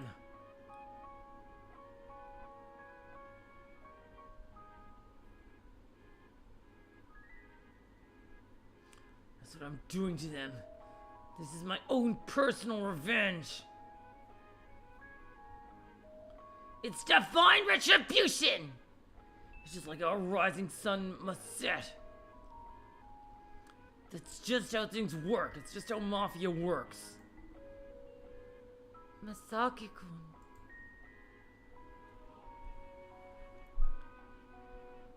Masaki's expression had now gotten unpleasant, and he turned his back to her.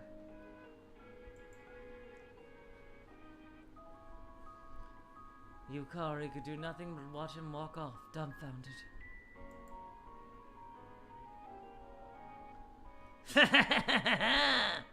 What's wrong, Yukari? Didn't you say you wouldn't allow bullying? Masaki's bullying is unlike anything you've ever seen so far! How are you gonna fight bullying born from revenge?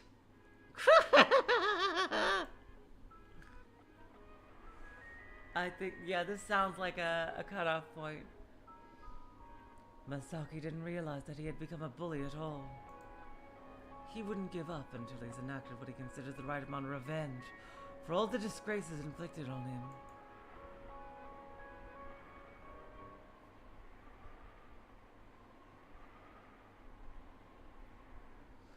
It's been several months since he joined the class at the start of the year.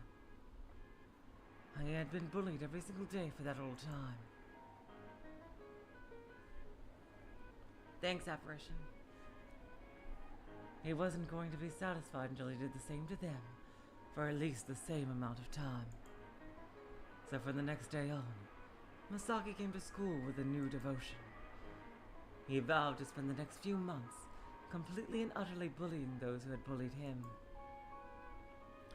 Even when he thought he might have been bullying them for as long as he might have endured, he still didn't give up. After all, didn't they used to team up on him whenever he was being bullied? He was too lenient on them. There was only one of him, and they had to take turns, bullying them one by one.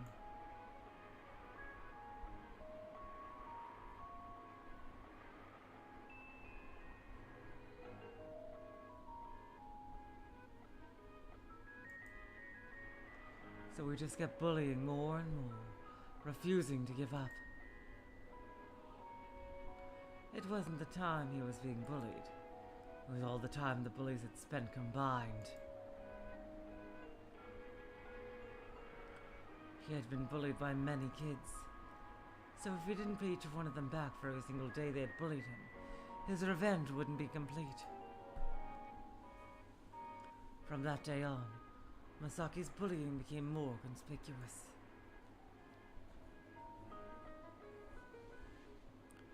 He started playing pranks and teasing them in unspeakable ways.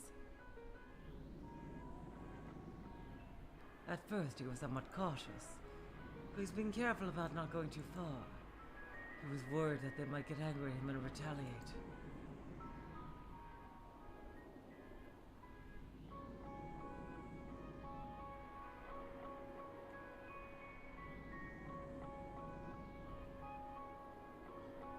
But they didn't get angry no matter what he did. They would just fake a vaguely unpleasant smile and do whatever he said.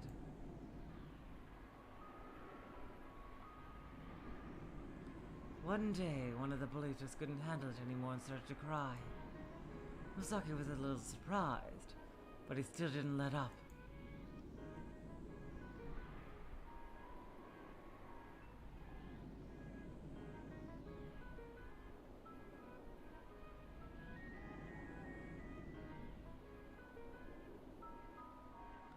They made him cry plenty of times.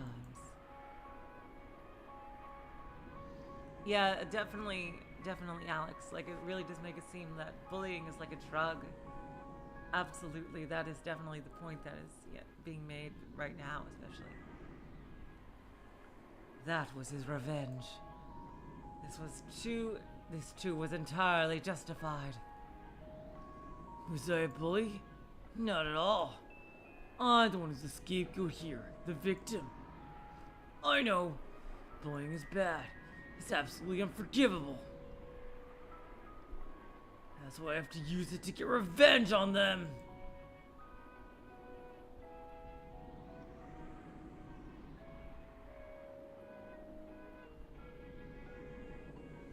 What will happen if I don't get revenge? Those bullies will win. And if that's allowed to happen, this world will be filled to the brim with bullying and those who benefit from it. I can't let that happen. This is justice. Those who bully will be crushed by the iron hammer of justice. That is how justice is enacted. But not everyone is capable of enacting that justice.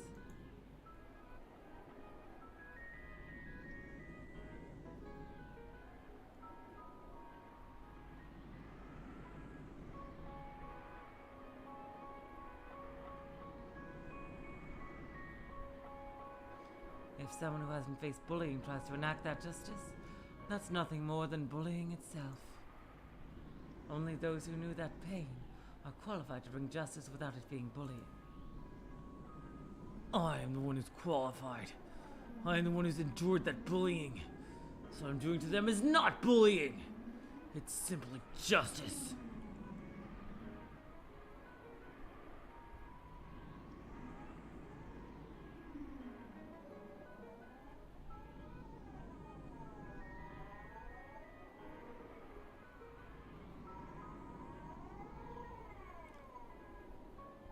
Besides, I have no intention of ever becoming a bully.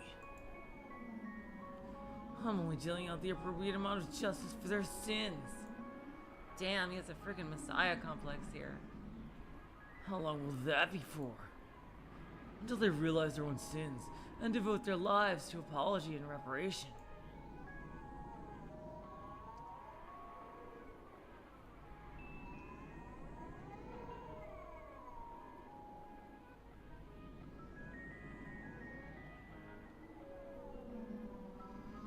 Continue until their consciences awaken. That's right, I will enact my justice endlessly, until they become sincere and honest people. Or they also find the freaking thing and just, I don't know, get even more powerful to get back at you. Oh, God. Oh, boy. Well, here we go.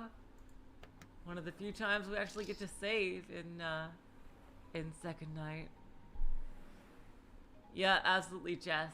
He's going, I am the law! And like, and then Yukari's gonna go, law! I can't do it in that voice.